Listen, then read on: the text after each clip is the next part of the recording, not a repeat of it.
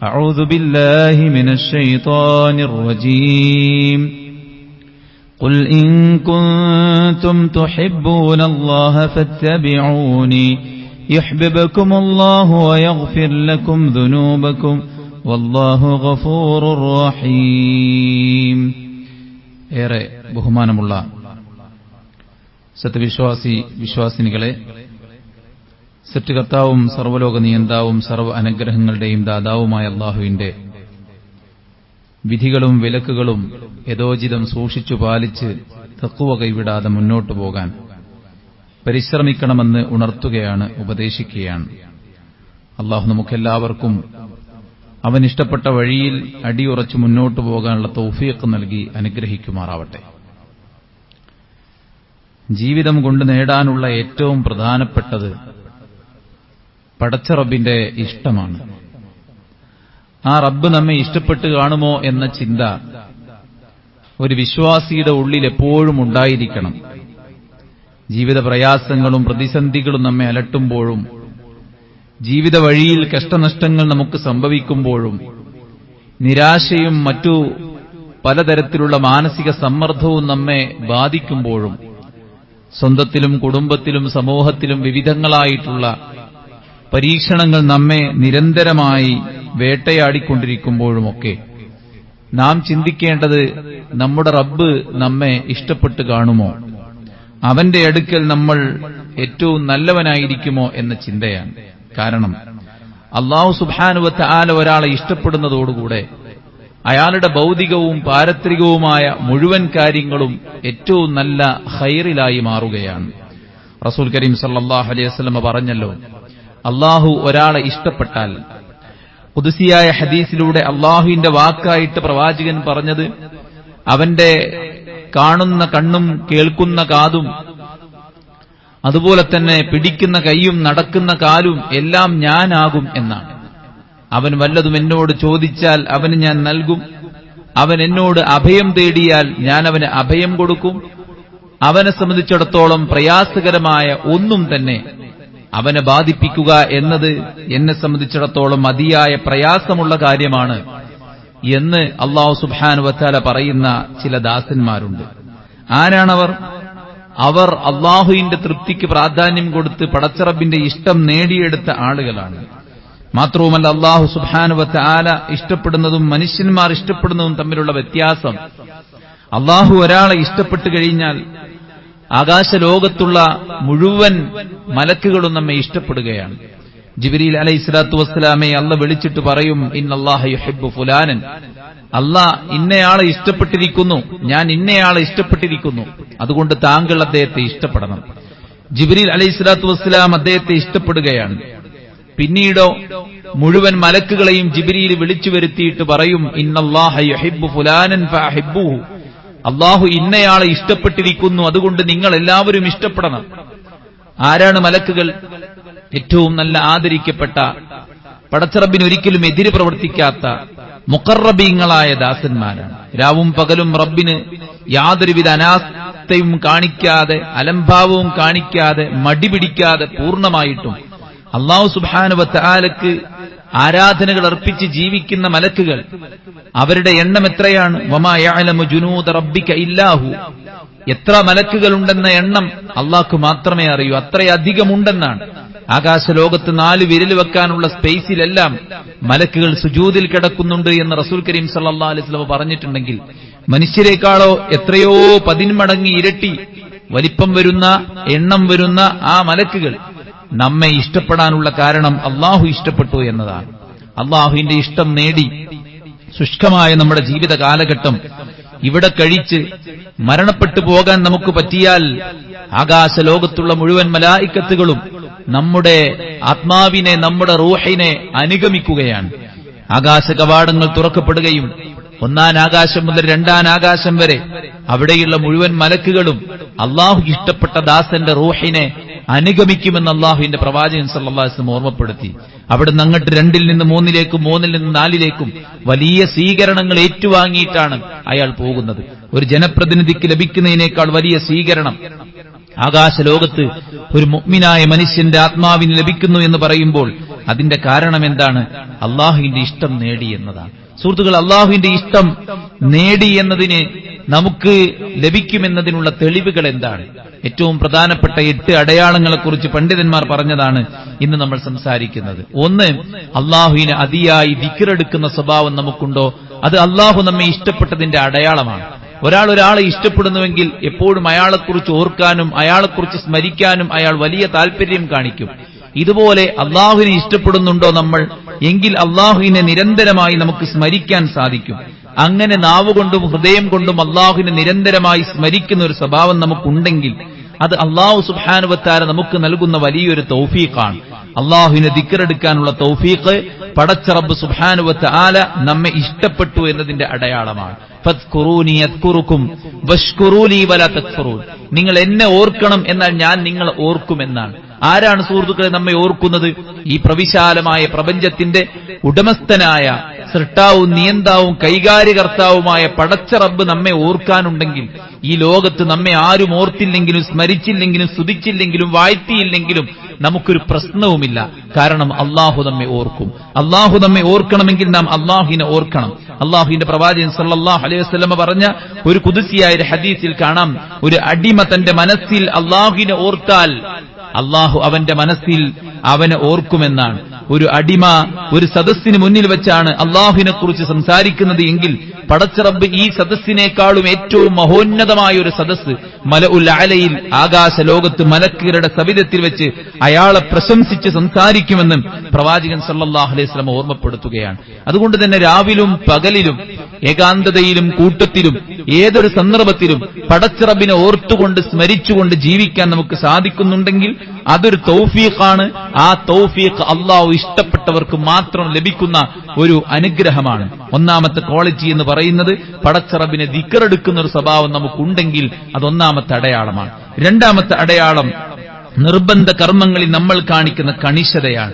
പ്രത്യേകിച്ച് നമസ്കാരത്തിന്റെ മറ്റു കാര്യങ്ങളിൽ നമ്മൾ കണിശത പുലർത്തുക എന്നുള്ളതാണ്. കേവലം അത് നിർവഹിക്കുക എന്നുള്ളതല്ല, മറിച്ച് നമസ്കാരത്തിൽ റാഹത്ത് കണ്ടെത്തുക എന്നതാണ് പ്രധാനം. നമസ്കാരത്തിൽ റാഹത്ത് കണ്ടെത്താൻ നമുക്ക് സാധിക്കുന്നുണ്ടോ എന്നുള്ള. നിസ്കാരം കഴിഞ്ഞാൽ ഒരു റാഹത്ത്, അല്ലെ? നിസ്കാരം കഴിഞ്ഞു കിട്ടിയാൽ ഒരു റാഹത്ത്. നിസ്കാരം നീണ്ടുപോകുമ്പോൾ ഒരു അസ്വസ്ഥത, ഖുതുബ നീണ്ടുപോകുമ്പോൾ ഒരു അസ്വസ്ഥത, നന്മയായ കാര്യങ്ങൾ നീണ്ടുപോകുമ്പോൾ അസ്വസ്ഥത. എന്നാൽ അതേ ആളുകൾക്ക് എത്ര സമയവും ഹോട്ടലിൽ സമയം ചിലവഴിക്കാം. ഒരു ഭക്ഷണം ഓർഡർ ചെയ്ത് അരമണിക്കൂർ വെയിറ്റിംഗ് ഉണ്ടാകുമെന്ന് പറഞ്ഞാൽ അവർ യാതൊരു പ്രയാസവുമില്ലാതെ അരമണിക്കൂർ വെയിറ്റ് ചെയ്യാൻ തയ്യാറാണ്. ആ ഭക്ഷണം സമയമെടുത്ത് കഴിക്കാൻ തയ്യാറാണ്. ഭക്ഷണം കഴിഞ്ഞ് അല്പനേരം അവിടെ വിശ്രമിക്കാൻ തയ്യാറാണ്. ഒരു നേരത്തെ ഭക്ഷണത്തിന് മണിക്കൂറുകൾ ചിലവഴിക്കാൻ അവർ തയ്യാറാണ്. അവിടെ വിനോദത്തിനും മറ്റു കാര്യങ്ങൾക്കുമൊക്കെ അവർ സമയം ചിലവഴിക്കാൻ തയ്യാറാണ്. എന്നാൽ ആരാധനയുടെ കാര്യത്തിലാകട്ടെ അവർക്ക് വല്ലാത്ത പ്രയാസവും ബുദ്ധിമുട്ടും ഒരു ഈർഷ്യതയും ഒരു വെറുപ്പും ഒരു നിർബന്ധ സാഹചര്യത്തിൽ ഒരു ചടങ്ങ് തീർക്കുന്ന ഒരു അവസ്ഥയും ഒരു ഭാരവുമായിട്ടാണ് അവർ കാണുന്നതെങ്കിൽ അല്ലാഹുവിന്റെ ഖുർആൻ പറഞ്ഞതുപോലെ ചില ആളുകൾക്ക് ഈ നമസ്കാരമൊക്കെ ഭാരമാണ്. വഇന്നഹാ ലകബീറത്തുൻ ഇല്ലാ അലൽ ഖാശിഈൻ. ഖുശൂ ഇല്ലാത്തവർക്ക് ഈ നമസ്കാരവും മറ്റ് ആരാധനകളൊക്കെ ഒരു ഭാരമാണ്. എന്നാൽ ഖുശൂ ഉള്ളവർക്ക്, ഭയഭക്തിയുള്ളവരെ സംബന്ധിച്ചിടത്തോളം അവർക്കിത് റാഹത്താണ്. നമസ്കാരം റാഹത്തായി അനുഭവപ്പെടുന്നുണ്ടോ അത് അള്ളാഹു നമ്മെ ഇഷ്ടപ്പെട്ടതിന്റെ അടയാളമായിട്ട് പണ്ഡിതന്മാർ എണ്ണുകയാണ്. റസൂൽ കരീം സല്ലല്ലാഹു അലൈഹി വസല്ലമ ബിലാലിനെ വിളിച്ചിട്ട് എന്താ പറഞ്ഞത്? ബിലാലെ, താങ്കൾ ബാങ്ക് വിളിക്കൂ, നമസ്കാരം കൊണ്ട് ഞാൻ റാഹത്ത് കാണട്ടെ എന്നാണ്. അരിഹ്നാ ബിസ്സലാത്തി യാ ബിലാൽ. നമസ്കാരം കൊണ്ട് ഞാൻ റാഹത്ത്, നമസ്കാരം കൊണ്ട് എനിക്ക് റാഹത്ത് നൽകൂ എന്ന് ബിലാൽ റബാഹ് റളിയല്ലാഹു അൻഹു പ്രവാചകൻ സല്ലല്ലാഹു അലൈഹി വസല്ലം പറയാണ്. വജുഇലത് ഖുർറതു ഐനി ഫിസ്സലാ. എനിക്ക് ഈ ദുനിയാവിൽ സുഗന്ധം ഇഷ്ടമാണ്, എന്റെ ഇണകളെയും എനിക്ക് ഇഷ്ടമാണ്. എന്നാൽ വജുഇലത് ഖുർറതു ഐനി ഫിസ്സലാ, എന്നാൽ എനിക്ക് കൺകുളിർമ നൽകപ്പെട്ടിരിക്കുന്നത് എന്റെ ആരാധനകളിലാണ് എന്നാണ്. ശാന്തമായി അല്പനേരം പടച്ച റബ്ബിന് മുന്നിൽ നമസ്കരിക്കുമ്പോൾ, പള്ളിയിൽ അല്പനേരം ഇരുന്ന് പ്രാർത്ഥിക്കുമ്പോൾ നമുക്കൊരു കുളിരും ഒരു സമാധാനവും സ്വസ്ഥതയും അനുഭവപ്പെടുന്നുണ്ടെങ്കിൽ അത് അള്ളാഹു ഇഷ്ടപ്പെട്ടതിന്റെ ലക്ഷണമായിട്ട് പണ്ഡിതന്മാർ എണ്ണുകയാണ്. മൂന്നാമത്തെ അടയാളം എന്ന് പറയുന്നത് ഈ സൽക്കർമ്മങ്ങൾ നഷ്ടപ്പെടുമ്പോൾ നമുക്കുണ്ടാകുന്ന ഒരു കുറ്റബോധവും ദുഃഖവുമാണ്. അല്ലെ? ഖുർആൻ ഓതാൻ സാധിക്കാതെ വരുമ്പോൾ, ജമാഅത്ത് മിസ്സായി പോകുമ്പോൾ, പതിവായി ചെയ്യുന്ന കർമ്മങ്ങൾ, ദിക്റുകൾ, മറ്റു കാര്യങ്ങൾ നഷ്ടപ്പെട്ടു പോകുമ്പോൾ വല്ലാത്തൊരു ശൂന്യത അനുഭവപ്പെടുക. ഇന്ന് എന്താണെന്നറിയില്ല, വല്ലാത്തൊരു സങ്കടം എനിക്കുണ്ട്. അപ്പോൾ ആളുകൾ ചോദിക്കുക, എന്താണ് എനിക്ക് പ്രശ്നം എന്നാണ്. പ്രശ്നം പറയാൻ കഴിയാത്തൊരു പ്രശ്നവും അനുഭവിക്കുകയാണ്. എന്നാൽ അയാളുടെ ഉള്ളിലുണ്ട്, ഇന്നത്തെ സുബൈന്റെ ജമാഅത്ത് എനിക്ക് നഷ്ടപ്പെട്ടു പോയി, സുബൈന്റെ മുമ്പുള്ള 2 റക്അത്ത് എനിക്ക് നഷ്ടപ്പെട്ടു പോയി, ഖുർആൻ എനിക്ക് നഷ്ടപ്പെട്ടു പോയി, അയ്യാമുൽ ബീദ് എനിക്ക് നഷ്ടപ്പെട്ടു പോയി, ശവ്വാലിലെ 6 നോമ്പ് എനിക്ക് നഷ്ടപ്പെട്ടു പോയി. അതിലൊക്കെ ഒരു ഖേദവും പ്രയാസവും നമുക്കുണ്ടെങ്കിൽ, വെറും ഖേദം മാത്രമല്ല, അത് തിരിച്ചു പിടിക്കാനുള്ള ഒരു സന്നദ്ധത നമുക്കുണ്ടെങ്കിൽ അത് വലിയ കാര്യമാണ്. ഉമർ ഇബ്നു ഖത്താബ് റളിയല്ലാഹു അൻഹുവിന്റെ പേരിൽ പറയപ്പെടുന്ന ഒരു സംഭവമുണ്ട്. അദ്ദേഹം അസർ ജമാഅത്തിന്റെ നേരത്ത് അദ്ദേഹത്തിന്റെ തോട്ടത്തിലൊന്ന് കയറി ഇറങ്ങിയപ്പോൾ ജമാഅത്ത് നഷ്ടപ്പെട്ടതിന്റെ പേരിൽ ആ തോട്ടം തന്നെ അള്ളാഹുവിന്റെ റസൂലിന് നൽകിയ സംഭവം നമുക്ക് കാണാൻ സാധിക്കും എന്നുള്ളതാണ്. ഭൗതിക ലാഭം ഏതുപോലെ ഒരു കച്ചവടക്കാരനെ സംബന്ധിച്ചിടത്തോളം അയാൾക്ക് വരുമാനം നേടാൻ നന്നായിട്ട് സെയിൽ ചെയ്യാൻ പറ്റിയൊരു അവസരം മിസ്സായാൽ അയാൾക്ക് എത്ര സങ്കടം ഉണ്ടാവും, അതുപോലത്തെ ഒരു സങ്കടം നമുക്ക് ആരാധന മിസ്സാകുമ്പോൾ ഉണ്ടോ എന്നത് നമ്മൾ ചിന്തിക്കേണ്ടതാണ്. ആ ഒരു മിസ്സിംഗ് ഫീലിംഗ് നമുക്കുണ്ടെങ്കിൽ അത് അള്ളാഹു നമ്മെ ഇഷ്ടപ്പെട്ടതിന്റെ അടയാളമാണ് എന്നത് സഹോദരന്മാർ നമ്മൾ മനസ്സിലാക്കേണ്ടത്. കാരണം അത്രത്തോളം അദ്ദേഹത്തിന് ആരാധനകൾ അത്രയും ഇമ്പോർട്ടന്റ് ആണ് അദ്ദേഹത്തിന്. അത്രയും വലിയ വാല്യൂ അദ്ദേഹം ആരാധനകൾക്ക് കൊടുക്കുന്നുണ്ട്, അതിൽ അത്രയും ആശ്വാസം കണ്ടെത്തുന്നുണ്ട്. അതൊന്ന് മിസ്സായി കഴിയുമ്പോൾ അദ്ദേഹത്തിന് അത്രയും വലിയ പ്രയാസമാണ്. ആ ഒരു പ്രയാസം നികത്താനാണ് സ്ഥിരമായി രാത്രി നമസ്കാരം നിർവഹിക്കുന്ന ഒരാൾക്ക് ഉറക്കത്തിന്റെ ക്ഷീണം കൊണ്ട് രാത്രി നമസ്കാരം മിസ്സായാൽ വേണമെങ്കിൽ അയാൾക്ക് ദുഹാ നമസ്കാരത്തിന്റെ സമയത്ത് രാത്രി നമസ്കാരം നിർവഹിക്കാനുള്ള അനുവാദം അല്ലാഹുവിന്റെ പ്രവാചകൻ കൊടുത്തത് എന്താണ്? നിത്യവും ഇത് ചെയ്തു പോകുന്ന ഒരാൾക്ക് നേരം വെളുക്കുമ്പോൾ അത് മിസ്സായതിന്റെ സങ്കടം ഉണ്ടാവും. ആ സങ്കടം തീർക്കാൻ അല്ലാഹു സുബ്ഹാനഹു വ തആല അവസരം കൊടുത്തിരിക്കുന്നു എന്നുള്ളതാണ്. അപ്പോൾ സഹോദരന്മാരെ, സൽക്കർമ്മങ്ങൾ നഷ്ടപ്പെട്ടു പോകുമ്പോൾ നമുക്കുണ്ടാകുന്ന ഒരു സങ്കടവും ദുഃഖവും ആ ഒരു സംഭവം നമുക്കുണ്ടോ? അതല്ല, അത് നഷ്ടപ്പെട്ട് കഴിച്ചിലായി, അവിടെ കൊടുക്കേണ്ടി വന്നില്ല, ഭാഗ്യം അല്ലെ, അതിന് നമ്മൾ രക്ഷപ്പെട്ട് പല ആൾക്കാരെ പേരും വിളിച്ചപ്പോ നമ്മളെ പേര് വിളിച്ചില്ല. ഇങ്ങനെയാണോ നമ്മൾ നന്മയുടെ മാർഗത്തിൽ നിന്ന് രക്ഷപ്പെട്ടതായിട്ടാണോ നമുക്ക് അനുഭവപ്പെടുന്നതെങ്കിൽ നമുക്ക് ആരാധനകളോടും അള്ളാഹുവിലേക്ക് അടുക്കാൻ അവന് ഇഷ്ടപ്പെട്ട കർമ്മങ്ങളോടുള്ള നമ്മുടെ സമീപനത്തിൽ വലിയ വ്യത്യാസമുണ്ട്. എന്നാൽ അതിനെ വലിയ ഗൗരവത്തോടുകൂടെ കാണുകയും അത് മിസ്സാകുമ്പോൾ ഉണ്ടാകുന്ന സങ്കടം പ്രകടിപ്പിക്കുകയും ചെയ്യുന്നുണ്ടെങ്കിൽ അത് അള്ളാഹ് ഇഷ്ടപ്പെട്ടതിന്റെ ഒരു അടയാളമാണ്. പ്രത്യേകിച്ച് റമദാൻ കഴിഞ്ഞ് നിൽക്കുന്ന ഒരു സമയത്ത് ഈ ഒരു പോയിന്റ് വളരെ ഇമ്പോർട്ടന്റ് ആയിട്ട് നമ്മൾ മനസ്സിലാക്കുകയും നമ്മളെക്കുറിച്ച് ആലോചിക്കുകയും ചെയ്യേണ്ട കാര്യമാണ്. 4ാമത്തെ വിഷയം സഹോദരന്മാരെ, നബി സല്ലല്ലാഹു അലൈഹി വസല്ലമയുടെ സുന്നത്തിനോടുള്ള അമിതമായ സ്നേഹം. വിശുദ്ധ ഖുർആനിൽ അല്ലാഹു സുബ്ഹാനഹു വ തആല പറഞ്ഞിട്ടുണ്ട്, ഖുൽ ഇൻ കുൻതും തുഹിബ്ബൂനല്ലാഹ് ഫത്തബിഊനി യുഹിബ്ബുകുമുല്ലാഹ്. നിങ്ങൾ അല്ലാഹുവിനെ ഇഷ്ടപ്പെടുന്നെങ്കിൽ നിങ്ങൾ എന്നെ പിൻപറ്റണം എന്നതാണ്. പ്രവാചകൻ സല്ലല്ലാഹു അലൈഹി വസല്ലമയുടെ സുന്നത്ത് അത് ഇന്നത് സുന്നത്താണെന്ന് അറിഞ്ഞു കഴിഞ്ഞാൽ അത് സ്വീകരിക്കാം. അത് വേഷത്തിലാകട്ടെ, സൗന്ദര്യത്തിലാകട്ടെ, മറ്റു വിഷയങ്ങളിലാകട്ടെ, ഈവൻ ദീനല്ലാത്ത കാര്യത്തിൽ പോലും സ്വഹാബത്ത് അങ്ങേറ്റത്ത് താല്പര്യം കാണിച്ചു. അനസ് റളിയല്ലാഹു അൻഹു ചെരങ്ങ ഭയങ്കര ഇഷ്ടമായിരുന്നു. ചെരങ്ങ അദ്ദേഹം ഇഷ്ടപ്പെടാൻ കാരണം എന്താണ്? ഒരിക്കൽ നബി സല്ലല്ലാഹു അലൈഹി വസല്ലം ഒരാൾ സൽക്കരിച്ച് അവിടെ ചെന്നപ്പോ അവിടെ റൊട്ടിയും കറിയുമുണ്ട്. ആ കറിയിലുള്ളത് ഉണക്ക മാംസവും ചൊരങ്ങയും അതുപോലെ തന്നെ ചില പച്ചക്കറികൾ, വെജിറ്റബിൾസുമാണുള്ളത്. പ്രവാചകൻ സല്ലല്ലാഹു അലൈഹി വസല്ലം അതിൽ നിന്ന് ചരങ്ങ പെറുക്കിയെടുത്ത് കഴിക്കുന്നത് അനസ് റളിയല്ലാഹു അൻഹു കാണുകയുണ്ടായി. പ്രവാചകൻ സല്ലല്ലാഹു അലൈഹി വസല്ലം വെജിറ്റബിൾസ് അത്രയും ചില വെജിറ്റബിൾസ് പ്രത്യേകം ഇഷ്ടമായിരുന്നു. അത് കഴിക്കുന്നത് കണ്ടപ്പോൾ അതിനുശേഷമാണ് അനസ് റളിയല്ലാഹു അൻഹു ചരങ്ങ ഇഷ്ടപ്പെടാൻ തുടങ്ങിയത്. അദ്ദേഹം അത് തെരഞ്ഞു പിടിച്ച് കഴിക്കാൻ തുടങ്ങിയത്. അത് സഹാബത്തിന്റെ സമീപനമായിരുന്നു. അത് മഹാന്മാരായ പണ്ഡിതന്മാർ, ഇമാം അഹ്മദ് ബിൻ ഹംബൽ റഹിമഹുല്ലാഹി പോലുള്ള പണ്ഡിതന്മാരുടെയൊക്കെ ചരിത്രം, അവരൊരു ഹദീസ് നബിയിൽ നിന്ന് രേഖപ്പെടുത്തുന്നുണ്ടെങ്കിൽ അത് ഒരു തവണയെങ്കിലും പ്രവർത്തിക്കുമായിരുന്നു. അഹ്മദ് ബിൻ ഹംബൽ റഹിമഹുല്ലാഹി, ഇമാം അഹ്മദ്, അദ്ദേഹം നബി സല്ലല്ലാഹു അലൈഹി വസല്ലം എന്നൊരു ഹദീസ് രേഖപ്പെടുത്താൻ നബി കൊമ്പ് വെച്ചു.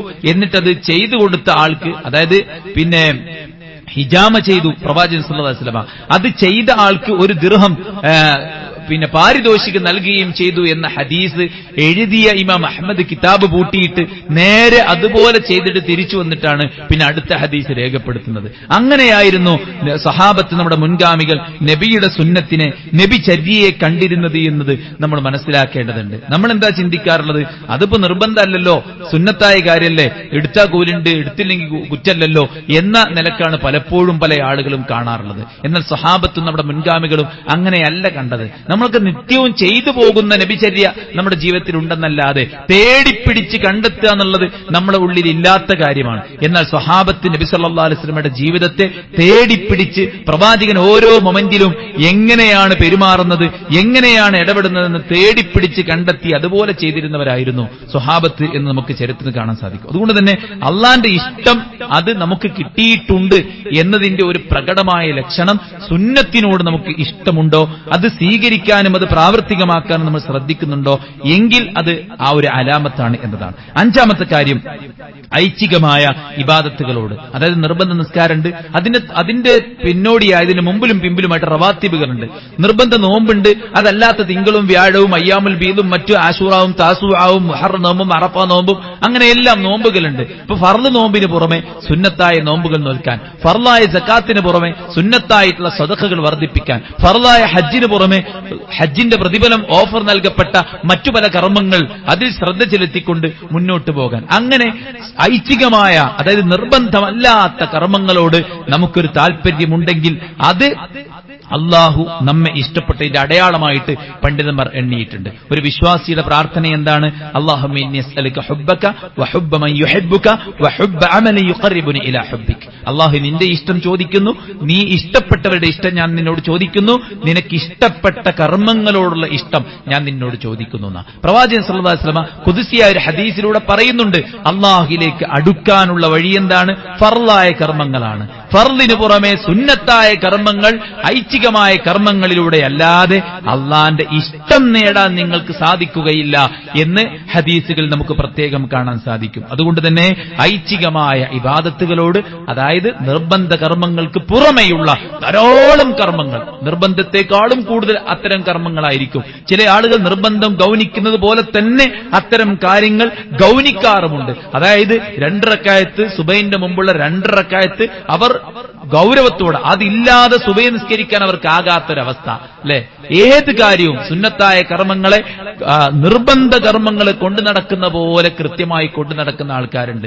അത്തരക്കാരൊക്കെ അള്ളാഹുവിന്റെ ഹുബ്ബ് മഹബ്ബത്ത് കിട്ടിയ ആളുകളാണെന്ന് നമ്മൾ മനസ്സിലാക്കേണ്ടതുണ്ട്. അള്ളാഹു നമ്മെ അതിൽ ചേർക്കുമാറാവട്ടെ.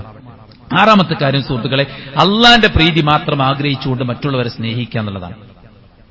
അള്ളാന്റെ പ്രീതി മാത്രം ആഗ്രഹിച്ചുകൊണ്ട് മറ്റുള്ളവരെ സ്നേഹിക്കുക എന്നുള്ളതാണ്.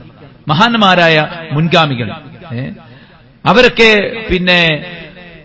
ദീന് പഠിപ്പിക്കുന്ന, ദീന് പറയുന്ന അഹ്ലുസുന്നത്ത് വൽ ജമാഅത്തിന്റെ സലഫിയത്തിന്റെ മാർഗത്തിലുള്ള തൗഹീദിന്റെ ആളുകളെ അങ്ങേയറ്റം സ്നേഹിച്ചിരുന്നു എന്ന് നമുക്ക് ചരിത്രങ്ങളിൽ നിന്ന് കാണാൻ സാധിക്കും അല്ലെ.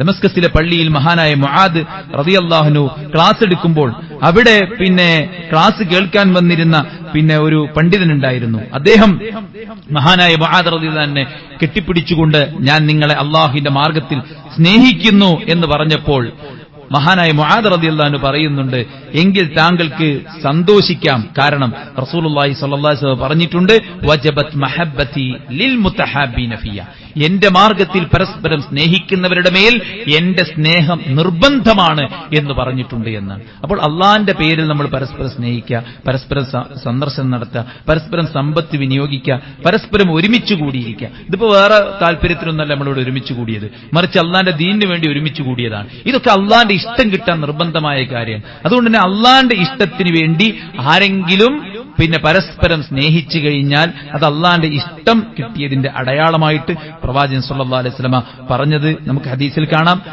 ഒരാള് തന്റെ വീട്ടിൽ നിന്ന് പുറപ്പെട്ടു, കുറെ ദൂരത്തുള്ള ഒരാളെ കാണാൻ വേണ്ടിയിട്ടാണ്. അപ്പോൾ അള്ളാഹു അയാളിലേക്ക് ഒരു മലക്കിനെ നിശ്ചയിച്ചു. എന്നിട്ട് മനുഷ്യരൂപത്തിൽ ചെന്ന് അയാൾ ചോദിച്ചു, എവിടേക്കാണ് താങ്കൾ പോകുന്നത്? ഇന്ന ഗ്രാമത്തിന്റെ പട്ടണത്തിന് അങ്ങേയറ്റത്ത് ഒരാളുണ്ട്, അയാളെ കാണാനാണ്. എന്തെങ്കിലും ആവശ്യത്തിന് വേണ്ടിയാണോ? കച്ചവടത്തിനാണോ, മറ്റു എന്തെങ്കിലും അറിവ് അന്വേഷിക്കാനാണോ, ഭൗതികമായ വല്ലതും നേടാൻ വേണ്ടിയാണോ താങ്കൾ അങ്ങോട്ട് പോകുന്നത്? അദ്ദേഹം പറഞ്ഞു, ഒരു സംഗതിയുമല്ല, ഞാൻ അദ്ദേഹത്തെ അങ്ങേയറ്റം ഇഷ്ടപ്പെടുന്നു എന്നാണ്. അപ്പോൾ ഈ അള്ളാഹു നിയോഗിച്ച ഈ മലക്ക് അദ്ദേഹത്തോട് പറയാൻ, ഞാൻ അള്ളാഹു നിയോഗിച്ചൊരു മലക്കാണ്, ദൂതനാണ്, അള്ളാഹു താങ്കളെ ഇഷ്ടപ്പെടുന്നു എന്ന ഓഫർ അറിയിക്കാൻ ഞാൻ വന്നതാണ്. അപ്പോൾ പരസ്പരമുള്ള ആ ഒരു സ്നേഹം, വിശ്വാസികൾ തമ്മിലുള്ള ആ ഒരു സ്നേഹം, പലപ്പോഴും അസൂയയും പകയും വിദ്വേഷവും പലതരത്തിലുമുള്ള പാർഷ്വാലിറ്റിയും കാരണത്താൽ, ഹിസ്ബിയത്ത് കാരണത്താൽ നമുക്കിടയിൽ അകൽച്ചയും വിള്ളലുകളും വീഴാറുണ്ട്. അല്ലാഹു സുബ്ഹാനഹു വ തആലയുടെ വഹ്ദാനിയത്ത് അംഗീകരിക്കുന്ന ഖിബലയിലേക്ക് തിരിഞ്ഞു നിന്ന് ഒരേ റബ്ബിനെ ആരാധിച്ച് ഒരേ ഖിബിലയിലേക്ക് തിരിഞ്ഞു നിന്ന് ഒരേ മതത്തിന്റെ അനുയായികളായി ജീവിക്കുന്ന നമുക്ക് പരസ്പരം സ്നേഹിക്കാൻ പറ്റുന്നുവെങ്കിൽ അത് അല്ലാഹു സുബ്ഹാനഹു വ തആല നമ്മെ ഇഷ്ടപ്പെട്ടതിന്റെ അടയാളമാണ്. ഏഴാമത്തെ കാര്യം സുഹൃത്തുക്കളെ, ദുനിയാവിനുള്ള വിരക്തിയാണ്. ദുനിയാവിനുള്ള വിരക്തി. സ്വഹാബി നബിയോട് വന്ന് ചോദിക്കുക, നബിയെ, എനിക്ക് അള്ളാഹുവിന്റെ ഇഷ്ടവും അടിമകളുടെ ഇഷ്ടവും കിട്ടണം, ജനങ്ങളുടെ ഇഷ്ടം കിട്ടണം, എന്താ അതിന് മാർഗം ചോദിച്ചപ്പോ അള്ളാഹുവിന്റെ പ്രവാചകൻ സ്വല്ലല്ലാഹു അലൈഹി വസല്ലം പറഞ്ഞു, താങ്കൾ ദുനിയാവിനോട് വിരക്തനാണെങ്കിൽ അള്ളാഹു നിങ്ങളെ ഇഷ്ടപ്പെടും. ജനങ്ങളുടെ കയ്യിലുള്ളതിനോട് വിരക്തി കാണിച്ചാൽ ജനങ്ങളും നിങ്ങളെ ഇഷ്ടപ്പെടും. എല്ലാവരും എനിക്ക് വേണം, അവന് കിട്ടി, അവന്റെ നശിക്കണം, എനിക്ക് കിട്ടണം, ഈ ആർത്തിയുള്ളവൻ ഒരാൾക്ക് ഇഷ്ടമുണ്ടാവില്ല. ജനങ്ങളുടെ കയ്യിലുള്ളതിനെ ഇഷ്ടപ്പെടാതിരിക്കുക, പടച്ചറബ് എനിക്ക് തന്നതിൽ തൃപ്തിപ്പെടുക. പിന്നെയോ ദുനിയാവിനോട് വിരക്തി കാണിക്കുക. ഇത് ഏത് സമയം നഷ്ടപ്പെട്ടു പോകാവുന്നതാണ്. എനിക്ക് കിട്ടാൻ ഏറ്റവും നല്ല ലാഭം എന്ന് പറഞ്ഞാൽ പരലോകത്ത് സ്വർഗ്ഗാണ്. ഈ ദുനിയാവിലുള്ള സ്റ്റാറ്റസും പൈസയും വേറൊരു കാണുമ്പോൾ നമുക്ക് തോന്നും അങ്ങനെ ഉണ്ടായെങ്കിൽ എന്നൊക്കെ. വലിയ വീട് കാണുമ്പോൾ, വലിയ കാറ് കാണുമ്പോൾ, നല്ല ഫെസിലിറ്റി കാണുമ്പോൾ, ഈ നല്ല ചൂടത്ത് നല്ല AC അറേഞ്ച് ചെയ്ത ഒരു വീട്ടിലേക്ക് ചെന്ന് കുറച്ചേരം ഇങ്ങനെ ഇരിക്കുമ്പോൾ നമുക്ക് തോന്നും നമ്മളെ വരെന്ത് അല്ലെ, എന്ത് ചൂടാണ് അവിടെ എന്നൊക്കെ നമുക്ക് തോന്നിയേക്കാം. പക്ഷേ ഇതൊക്കെ ദുനിയാവാണ് സഹോദരന്മാരെ, ഇതൊക്കെ നീങ്ങിപ്പോകാനുള്ളതാണ്. ദുനിയാവ് എന്നുള്ള പദം തന്നെ അതാണ് അറിയിക്കുന്നത്. അതുകൊണ്ട് തന്നെ ദുനിയാവിനോട് വിരക്തി കാണിക്കേണ്ടവരാണ്. കിട്ടിയതിൽ തൃപ്തിപ്പെട്ട് പടച്ചറബിന് ആരാധന ചെയ്ത് സ്വർഗം നേടിയെടുക്കാൻ വേണ്ടി പരിശ്രമിച്ചാൽ അള്ളാഹ് നമ്മെ ഇഷ്ടപ്പെടും. ഇപ്പൊ ദുനിയാവിനോട് അമിതമായ താല്പര്യമുള്ള ആളാണോ ഞാന്? അതല്ല, ദുനിയാവില് ഉള്ളത് മതി അൽഹംദുലില്ലാ എന്ന ഒരു തൃപ്തനാണോ നമ്മൾ, ഒരു വിരക്തനാണോ നമ്മൾ എന്നത് ചിന്തിക്കുക എന്നുള്ളതാണ്. എട്ടാമത്തെ കാര്യം അല്ലാഹു സുബ്ഹാനഹു വ തആലയുടെ നാമഗുണ വിശേഷണങ്ങളോടുള്ള സ്നേഹമാണ്, ഇഷ്ടമാണ്. ഒരു സ്വഹാബി അദ്ദേഹത്തെ നബി സല്ലല്ലാഹു അലൈഹി വസല്ലമ ഒരു ടീമിന് അമീറാക്കി നിശ്ചയിച്ചതാണ്. അത് എപ്പോ നിസ്കരിക്കുകയാണെങ്കിൽ ഖുൽ ഹുവല്ലാഹു അഹദ് ഓതും. ഇതൊരു കംപ്ലൈന്റ് ആയി വന്നപ്പോൾ നബി അദ്ദേഹത്തെ വിളിച്ചിട്ട് ചോദിച്ചു, നിങ്ങൾ എന്തിനാണ് ഇങ്ങനെ ഓതുന്നത്? അപ്പൊ അദ്ദേഹം പറഞ്ഞു, ഞാൻ ആ സൂറത്തിനെ ഇഷ്ടപ്പെടുന്നു, കാരണം ഫഇന്നഹാ സിഫത്തുർ റഹ്മാൻ, അത് അല്ലാഹുവിന്റെ വിശേഷണങ്ങളാണ് ആ സൂറത്തിലുള്ളത്, അതുകൊണ്ട് ഞാൻ അതിനെ ഇഷ്ടപ്പെടുന്നു എന്ന്. റസൂൽ സല്ലല്ലാഹു അലൈഹി വസല്ലം ഹുബ്ബുക ഇയ്യാഹ, താങ്കളുടെ ആ ഒരു ഇഷ്ടം താങ്കളെ സ്വർഗ്ഗത്തിൽ പ്രവേശിപ്പിക്കുമെന്നാണ് പ്രവാചകൻ സല്ലല്ലാഹു അലൈഹി വസല്ലമ ഓർമ്മപ്പെടുത്തിയിട്ടുള്ളത്. അപ്പോൾ അള്ളാഹുവിന്റെ നാമഗുണ വിശേഷണങ്ങളോടുള്ള ഇഷ്ടം, അത് ഉൾക്കൊള്ളുന്ന ഖുർആനിനോടുള്ള ഇഷ്ടം. ഇപ്പൊ ഖുർആൻ ഓതാനും ഖുർആന്റെ അർത്ഥം പഠിക്കാനും അതിന്റെ ആശയം ഗ്രഹിക്കാനൊക്കെ ഒരു ഇഷ്ടവും ഒരു സന്തോഷവും, അതിനൊക്കെ കുറച്ച് സമയം അലോട്ട് ചെയ്ത് ഒരു അരമണിക്കൂറെങ്കിലും ഖുർആന്റെ തഫ്സീർ വായിക്കാനും അതിനെന്താണ് പറയുന്നത് കേൾക്കാനും അള്ളാഹിനെ കുറിച്ച് അറിയാനും മനസ്സിലാക്കാനുള്ള ഒരു ത്വരയൊക്കെ നമുക്കുണ്ടെങ്കിൽ അത് അള്ളാഹ് നമ്മെ ഇഷ്ടപ്പെട്ടതിന്റെ അടയാളമായിട്ടാണ് പണ്ഡിതന്മാർ എണ്ണിയിട്ടുള്ളത്. ഇങ്ങനെ 8 ലക്ഷണങ്ങൾ മാത്രമല്ല, ധാരാളം ലക്ഷണങ്ങളുണ്ട്. അതിൽ പ്രധാനപ്പെട്ട 8 ലക്ഷണങ്ങളാണ് നമ്മൾ ഓർമ്മപ്പെടുത്തിയത്. ഒന്ന്, ദിക്റെടുക്കുന്ന ഒരു മനസ്സ് നമുക്കുണ്ടോ? നിർബന്ധ കർമ്മങ്ങളിൽ ജാഗ്രത കാണിക്കുന്നുണ്ടോ? വല്ല നന്മകളും മിസ്സായാൽ നമുക്ക് ദുഃഖവും കുറ്റബോധവുമുണ്ടോ? നബിയുടെ സുന്നത്തിനെ തേടിപ്പിടിച്ച് പഠിച്ച് അത് പ്രാവർത്തികമാക്കാൻ പരിശ്രമിക്കുന്നുണ്ടോ? ഫർളിന് പുറമെ സുന്നത്തായ ഐച്ഛികമായ കർമ്മങ്ങൾ ചെയ്യാൻ നമ്മൾ ശ്രമിക്കുന്നുണ്ടോ? അള്ളാഹുവിന്റെ പ്രീതി ആഗ്രഹിച്ചിട്ട് മറ്റുള്ളവരെ സ്നേഹിക്കാൻ കഴിയുന്നുണ്ടോ? അതുപോലെ തന്നെ ദുനിയാവിനോട് വിരക്തി കാണിക്കാൻ സാധിക്കുന്നുണ്ടോ? അള്ളാഹുവിന്റെ നാമഗുണ വിശേഷണങ്ങൾ പഠിക്കാനും അത് ഉൾക്കൊള്ളുന്ന ഖുർആൻ ഓതാനും ഒക്കെ നമ്മൾ ഇഷ്ടത്തോടുകൂടെ സമീപിക്കുന്നുണ്ടോ? എങ്കിൽ അള്ളാഹു നമ്മെ ഇഷ്ടപ്പെട്ടു എന്ന് നമുക്ക് സമാധാനിക്കാം. പടച്ച റബ്ബ് സുബ്ഹാനഹു വ തആല അവൻ ഇഷ്ടപ്പെട്ട ദാസന്മാരുടെ കൂട്ടത്തിൽ നമ്മെ എല്ലാവരെയും ചേർക്കുമാറാവട്ടെ.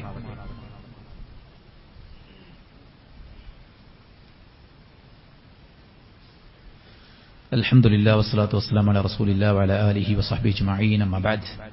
അള്ളാഹുവിനെ സൂക്ഷിക്കണമെന്ന് ഒരിക്കൽ കൂടെ ഉണർത്തുകയാണ്, ഉപദേശിക്കുകയാണ്.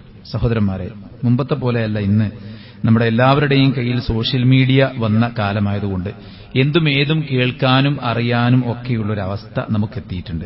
പക്ഷെ ഇങ്ങനെ നമ്മൾ ഏതും എന്തുമൊക്കെ കേൾക്കുമ്പോൾ, അതായത് ഹറാമായിട്ടുള്ള കാഴ്ചകളെ കേൾവികളെ കുറിച്ചല്ല പറയുന്നത്, ഒരുപാട് ഇൻഫർമേഷൻസ്, അത് നമ്മുടെ ജോബുമായി ബന്ധപ്പെട്ടായിരിക്കാം, ഹെൽത്തുമായി ബന്ധപ്പെട്ടായിരിക്കാം, അതൊക്കെ നമുക്ക് വേണമെങ്കിൽ അന്വേഷിക്കുകയും പഠിക്കുകയും ആലോചിക്കുകയൊക്കെ ചെയ്യാനുള്ളൊരു കോമൺ സെൻസ് ഉണ്ടായിരിക്കാം. പക്ഷെ പലപ്പോഴും നമുക്ക് ആളുകൾക്ക് കോമൺ സെൻസ് നഷ്ടപ്പെട്ടു പോകുന്ന ഇടമെന്ന് പറയുന്നത് മതപരമായിട്ടുള്ള കാര്യങ്ങളാണ്. അപ്പൊ എല്ലാ ടൈപ്പ് ആളുകളും സോഷ്യൽ മീഡിയയിലൂടെയാണ് അവരുടേതായിട്ടുള്ള ആശയങ്ങൾ പ്രചരിപ്പിക്കാൻ ശ്രമിച്ചുകൊണ്ടിരിക്കുന്നത്. അപ്പൊ അടിസ്ഥാന വിവരങ്ങളില്ലാത്തവർക്ക്, അതായത് ഇസ്ലാമിന്റെ ബേസിക് ആയിട്ടുള്ള ഈമാൻ കാര്യങ്ങൾ, അതാണല്ലോ എന്താ നബി എന്താണ് ഈമാൻ ചോദിച്ചപ്പോൾ റസൂലുള്ളാഹി പറഞ്ഞു കൊടുത്ത മറുപടി ഉണ്ട്, 6 കാര്യങ്ങൾ. ആ 6 കാര്യങ്ങളെ ഡീറ്റെയിൽഡ് ആയിട്ട് എത്ര ആളുകൾക്ക് അറിയാം, അതുമായി ബന്ധപ്പെട്ടിട്ടുള്ള ശുബഹാത്തുകൾ, സംശയങ്ങൾ എന്നെ ബാധിക്കുകയില്ല എന്ന് ഉറപ്പിച്ചു പറയാൻ പറ്റിയ എത്ര ആൾക്കാരുണ്ട്? അത്രയുള്ളൂ നമ്മുടെയൊക്കെ നോളജ് എന്ന് പറയുന്നത്. അപ്പൊ അള്ളാഹിനെ കുറിച്ച് എന്തെങ്കിലും പറഞ്ഞാലും, നബിനെ കുറിച്ച് എന്തെങ്കിലും പറഞ്ഞാലും, പ്രമാണത്തെക്കുറിച്ച് എന്തെങ്കിലും പറഞ്ഞാലും, പരലോകത്തെക്കുറിച്ച് എന്തെങ്കിലും പറഞ്ഞാലും ഒക്കെ നമ്മൾ വേഗം എന്ത് ചെയ്യും, തെറ്റിദ്ധരിപ്പിക്കപ്പെടും. കാരണം അത്രയും നോളജ് കുറവാണ് നമുക്ക്, ബേസിക് നോളജ് വളരെ കുറവാണ്. അതുകൊണ്ട് തന്നെ ഇത്തരം കാഴ്ചകളൊക്കെ നമ്മൾ നല്ലോണം ശ്രദ്ധിക്കണം. ഇപ്പൊ കഴിഞ്ഞ ദിവസം ഞാൻ കണ്ട ഒരു വീഡിയോയിൽ ഒരാൾ പറയുന്നുണ്ട്, മലക്കുകൾ പ്രകാശത്തെ സൃഷ്ടിക്കപ്പെട്ടതാണ്. അതുകൊണ്ട് തന്നെ മലക്കുകൾ, നമ്മൾ പലപ്പോഴും വിചാരിക്കാറുള്ളത് മലക്കുകൾ ഒരു മനുഷ്യനെ പോലെ ഒരു ബോഡിയുള്ള, ഇപ്പൊ ജിബ്രീൽ പിന്നെ ഹിറാഗുയിലേക്ക് വന്നു എന്നൊക്കെ പറയുമ്പോൾ ഒരാള് വന്നു എന്നൊക്കെയാണ് നമ്മൾ ചിന്തിക്കുന്നത്. അങ്ങനെയല്ല, അതൊരു ഊർജ്ജ രൂപമാണ് എന്നൊക്കെയാണ്, അവർക്ക് പ്രത്യേക ശരീരമില്ല എന്നൊക്കെയാണ് ചില ആൾക്കാർ പറയുന്നത്. എന്നാൽ ഹദീസിൽ വന്ന കാര്യങ്ങൾ മുഴുവൻ അവർ നിഷേധിക്കുകയാണ്. ഹദീസ് അവർക്ക് പ്രമാണമല്ല. അതുകൊണ്ട് തന്നെ അവരുടെ പ്രമാണം എന്ന് പറയുന്നത് അവരുടെ യുക്തിയാണ്. പ്രത്യേകിച്ച് മതപരമായിട്ടുള്ള ബേസിക്സ് അവർക്ക് അറിയില്ല. മത വിഷയങ്ങൾ അറബിയിലാണുള്ളത്. അറബി വ്യാകരണങ്ങളോ മറ്റു കാര്യങ്ങളോ അവർക്കറിയില്ല. തഫ്സീറുകൾ അവർ അവലംബിക്കുന്നില്ല. ഹദീസുകൾ അവർക്ക് പ്രമാണമേ അല്ല. സ്വഹാബത്ത് അവർക്ക് വിഷയമേ അല്ല. സ്വഹാബത്തിനെയൊക്കെ വച്ചക്ക് തെറിവിളിക്കുന്ന ഒരുപാട് ക്ലിപ്പുകൾ ഇത്തരം ആളുകളുടെ ഇത് കാണാം. എന്നാൽ അന്യമതസ്ഥരുടെയും മറ്റു ലിബറലായിട്ട് ചിന്തിക്കുന്ന മുസ്ലിങ്ങളുടെയൊക്കെ കയ്യടി കിട്ടിയിട്ട് ജീവിക്കുന്ന കുറെ ഖുർആനിന്റെ അകവും പൊരുളുമൊക്കെ പറയുന്ന ചില ആൾക്കാരുണ്ട്. നമ്മൾ മനസ്സിലാക്കേണ്ടത്, തനിച്ച നിരീശ്വരവാദിയായിട്ടുള്ള ജബ്ബാർ മാഷും തഫ്സീർ ക്ലാസ് എടുക്കുന്നുണ്ട്. അദ്ദേഹം തഫ്സീർ ക്ലാസ് എടുക്കുന്നത് ജനങ്ങളെ ഖുർആൻ പഠിപ്പിക്കാനല്ല, ജനങ്ങളെ ഖുർആനിൽ നിന്ന് അകറ്റാനാണ്. ഇസ്ലാമിനെ കുറിച്ച് പറയുന്ന അധികം 80% വെബ്സൈറ്റുകളും കൈകാര്യം ചെയ്യുന്നത് ജൂതന്മാരാണ്. ഇസ്ലാം പറയാന്നുള്ളതല്ല, നമുക്ക് ഭയങ്കര ലോജിക്കായിട്ട് തോന്നാന്നുള്ളതല്ല വിഷയം. മറിച്ച് ദീൻ എന്ന് പറയുന്നത് ഒരാളുടെയും ഊഹമല്ല, അഭിപ്രായങ്ങളല്ല, പ്രമാണമാണ്. എന്താ മലക്കുകൾ? അള്ളാഹു പ്രകാശത്തെ സൃഷ്ടിച്ചിട്ടുള്ള പടച്ച റബ്ബ് സുബ്ഹാനഹു വ തആലയ്ക്ക് പൂർണ്ണമായിട്ടും രാവും പകലും ദിക്റുകളും ദുആകളും തസ്ബീഹും തഹ്ലീലും ഒക്കെ നടത്തിക്കൊണ്ടിരിക്കുന്ന പ്രത്യേകമായിട്ടുള്ള പടച്ച റബ്ബിന്റെ സൃഷ്ടികളാണ്. ഇബാദും മുക്രമൂൻ. ഇപ്പൊ ഹദീസ് എടുക്കണില്ലെങ്കിലും ഖുർആനിൽ തന്നെ അവരെ കുറിച്ച് എന്താ പറഞ്ഞു? ഉലി അജ്നിഹ, ചിറകുകളുണ്ട്. അപ്പൊ ഈ ഊർജ്ജ രൂപത്തിന് ചിറകുകൾ ഉണ്ടാവോ? മാത്രവുമല്ല ഇബാദും മുക്രമൂൻ, ആദരിക്കപ്പെട്ട ദാസന്മാരാണ് അവർ. യഫ്അലൂന മാ യുഅ്മറൂൻ, കൽപ്പിച്ചാൽ അത് അതുപോലെ പ്രവർത്തിക്കും. ഊർജ്ജത്തോട് കൽപ്പിക്കുക, ഊർജ്ജം കൽപ്പന അനുസരിച്ച് അതുപോലെ പ്രവർത്തിക്കുക. അപ്പൊ ഇതൊക്കെ ഖുർആനിന് എതിരാണ്. മാത്രമല്ല ജിബ്രീലിനെ കുറിച്ച് ഹദീസിലുള്ളത് ഈ ആളുകൾക്ക് പ്രമാണമല്ലെങ്കിൽ അവർ നിഷേധിക്കാം. പക്ഷേ ഖുർആനിലുള്ളത് എന്ത് ചെയ്യും? വലഖദ് റആഹു നസ്ലതൻ ഉഖ്റ ഇൻദ സിദ്റത്തിൽ മുൻതഹ. സിദ്റത്തുൽ മുൻതഹയിൽ അറ്റത്തെ ഇലന്തമരം, അതായത് 7ാം ആകാശത്തിന്റെ എൻഡിൽ, ഫിനിഷിംഗ് പോയിന്റിൽ ഒരു ഇലന്തമരമുണ്ട്. അവിടെ വെച്ചിട്ട് ജിബ്രീലിനെ അള്ളാഹ് സൃഷ്ടിച്ച രൂപത്തിൽ കണ്ടു. ഹിറാ ഗുഹയിൽ വെച്ച് സൃഷ്ടിച്ച രൂപത്തിൽ കണ്ടതുപോലെ തന്നെ രണ്ടാമത് കണ്ടത് ഈ പ്രപഞ്ചത്തിന്റെ ആകാശത്തിന്റെ ഏറ്റവും ഉച്ചിയിലുള്ള സിദ്റത്തുൽ മുൻതഹയിൽ അടുക്കൽ വെച്ചാണെന്ന് ഖുർആൻ പറയുന്നു. അപ്പൊ അവിടെ എന്താണ് കണ്ടത്? വലഖദ് റആഹു, അദ്ദേഹത്തെ കണ്ടു എന്നാണ് വിശുദ്ധ ഖുർആൻ പറയുന്നത്.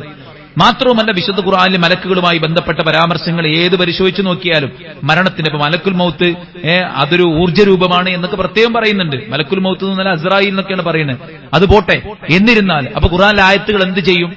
സത്യനിഷേധികളായ അതിക്രമികളായ ആളുകളെ ആത്മാവിനെ പിടിക്കാൻ വരുമ്പോൾ മലക്കുകൾ പറയും, നിന്റെ ആത്മാവിനെ ഇങ്ങോട്ട് പുറത്തെടുക്കൂ, ഈ പ്രകാശം സംസാരിക്കുക. അവരുടെ മുഖത്തും അവരുടെ പാർശ്വഭാഗത്തും മലക്കുകൾ തുരുതുരാ അടിക്കും. അപ്പൊ ഈ ആയത്തൊന്നും കേൾക്കാത്ത ആൾക്കാരെ സംബന്ധിച്ചിടത്തോളം ഭയങ്കര ബുദ്ധിപരമായിട്ട് ഇങ്ങനെ അവതരിപ്പിക്കുമ്പോൾ തോന്നും, ഭയങ്കര സംഭവമാണ്. ഇപ്പോഴാണ് എനിക്ക് മലക്കുകള് വിഷയത്തിൽ ക്ലാരിറ്റി കിട്ടിയത്. ചിലർക്കാർ അങ്ങനെ പറയുന്നത്, ഇപ്പോഴാണ് എനിക്ക് അള്ളാഹിനെ കുറിച്ച് ക്ലാരിറ്റി കിട്ടിയത്, ഇപ്പോഴാണ് എനിക്ക് നബിനെ കുറിച്ച് ക്ലാരിറ്റി കിട്ടിയത്. കാരണം എന്താ വെച്ചാൽ അങ്ങനെ ദുർവ്യാഖ്യാനിച്ച് തോന്നിയ കാര്യങ്ങളൊക്കെ പറയല്ലേ. ഇസ്ലാം എന്ന് പറയുന്നത് പ്രമാണങ്ങളാണ്. ഖുർആൻ ധാരാളം മലക്കുകളെ കുറിച്ച് പറഞ്ഞിട്ടുണ്ട്. മലക്കുകൾക്ക് രൂപമുണ്ട്, അവർക്ക് ചിറകുകളുണ്ട്.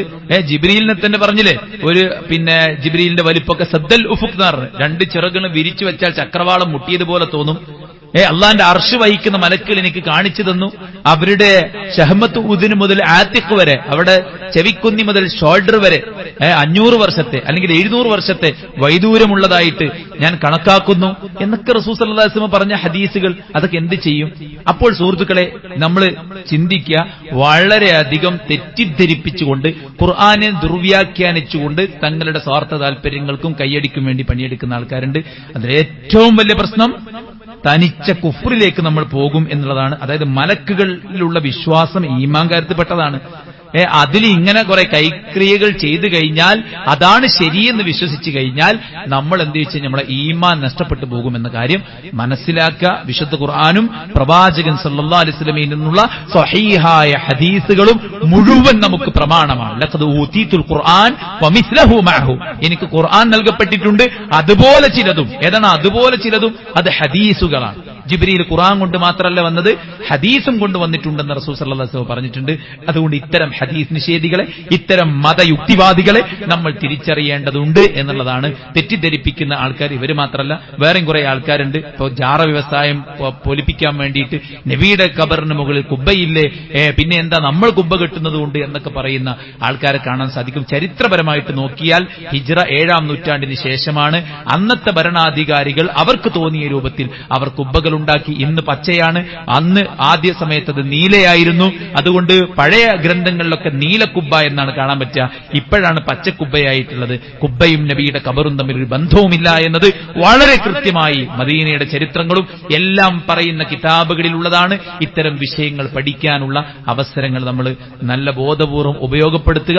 സോഷ്യൽ മീഡിയയിൽ ഇത്തരം മാലിന്യങ്ങൾ മാത്രമല്ല ഉള്ളത്, ഇതിന്റെയൊക്കെ കൃത്യമായ ക്ലാരിഫിക്കേഷൻസും സോഷ്യൽ മീഡിയകളിൽ തന്നെ ലഭ്യമാണ്. അതൊക്കെ കേട്ട് പഠിച്ച് നമ്മുടെ വിശ്വാസം ഉറപ്പിക്കാൻ നമ്മൾ പരിശ്രമിക്കുക. അള്ളാഹു നമ്മെ എല്ലാവരെയും അനുഗ്രഹിക്കുമാറാവട്ടെ.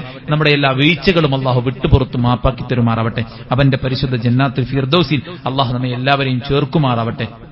അള്ളാഹു സുബ്ഹാനഹു വ തആല നമ്മുടെ എല്ലാ വിഷമങ്ങളും ദൂരീകരിക്കട്ടെ. നമ്മുടെ നല്ല മുറാദുകളെ അള്ളാഹു ഹാസിലാക്കുമാറാവട്ടെ. അള്ളാഹു നമ്മുടെ ദീനിലും നമ്മുടെ ദുനിയാവിലും നമ്മുടെ സമ്പത്തിലും നമ്മുടെ കുടുംബത്തിലും നമ്മുടെ മക്കളിലും നമുക്ക് നൽകപ്പെട്ട എല്ലാറ്റിലും ബർക്കത്തും റഹ്മത്തും കൺകുളിർമയും ഏറ്റി നൽകുമാറാവട്ടെ. അള്ളാഹു നമ്മിലെ രോഗികൾക്ക് ശിഫാഉൻ ആജിൽ സമ്മാനിക്കട്ടെ. നമ്മിൽ മരിച്ചു പിരിഞ്ഞ വിശ്വാസികൾക്ക് മഗ്ഫിറത്തും റഹ്മത്തും നൽകുമാറാവട്ടെ. അള്ളാഹു സുബ്ഹാനഹു വ തആല നമ്മുടെ രാജ്യത്ത് സമാധാന അന്തരീക്ഷം നിലനിർത്തുമാറാവട്ടെ. രാജ്യത്തിന്റെ ജനാധിപത്യത്തിന്റെ കാവലാളുകൾക്ക് രാജ്യാധികാരം അള്ളാഹു തിരിച്ചു നൽകുമാറാവട്ടെ. അള്ളാഹു ലോകത്ത് വിവിധങ്ങളായിട്ടുള്ള രാജ്യങ്ങളിൽ പ്രയാസപ്പെടുന്നവർക്ക് ആശ്വാസം പ്രദാനം ചെയ്യുമാറാവട്ടെ. പലസ്തീനികളുടെ അവസ്ഥ ഇപ്പോൾ എന്താണെന്ന് ആർക്കും അറിയില്ല. അതിന്റെയൊക്കെ ശ്രദ്ധ തിരിച്ചുവിട്ട അവസ്ഥയിലാണുള്ളത്. അള്ളാഹു എല്ലാവർക്കും ആശ്വാസം പ്രദാനം ചെയ്യട്ടെ. ലോകത്തുടനീളം കലാപങ്ങൾ വിതച്ച് അതിലൂടെ തങ്ങളുടെ ലാഭം കൊയ്യാൻ പ്രതീക്ഷിച്ച് അതിനു വേണ്ടിയിട്ട് കച്ചകെട്ടിയിറങ്ങിയ അമേരിക്കയ്ക്കും ഇസ്രായേലിനുമൊക്കെ അള്ളാഹു കനത്ത തിരിച്ചടി പ്രദാനം ചെയ്യുമാറാവട്ടെ. അന്യായമായി എവിടെയെല്ലാം കലാപങ്ങൾ വിതക്കുന്നുണ്ടോ അവരുടെ എല്ലാവരുടെയും അജണ്ടകളെ അള്ളാഹു പുറത്തു കൊണ്ടുവരുമാറാവട്ടെ. അവിടെ തന്ത്രങ്ങളെ അള്ളാഹു പരാജയപ്പെടുത്തുമാറാവട്ടെ. എല്ലാവർക്കും പാഠമാകും വിധം അവർക്ക് അള്ളാഹു കനത്ത തിരിച്ചടി സമ്മാനിക്കുമാറാവട്ടെ. അല്ലാഹുമ്മ ഗ്ഫിർ ലിൽ മുഅ്മിനീന വൽ മുഅ്മിനാത്ത് വൽ മുസ്ലിമീന വൽ മുസ്ലിമാത്ത് അൽഹയാഇ മിൻഹും വൽ അംവാത്ത് ഇന്നക മുജീബു ദഅവാതി യാ ഖാദിയൽ ഹജാത്ത്. അല്ലാഹുമ്മ റബ്ബനാ തഖബ്ബൽ മിന്നാ ഇന്നക അൻതസ് സമീഉൽ അലീം വതുബ് അലൈനാ ഇന്നക അൻതത് തവ്വാബുർ റഹീം. റബ്ബനാ ആതിനാ ഫിദ് ദുനിയ ഹസന വഫിൽ ആഖിറതി ഹസനതൻ വഖിനാ അദാബൻ നാർ. ആമീൻ برحمتك يا أرحم الراحمين.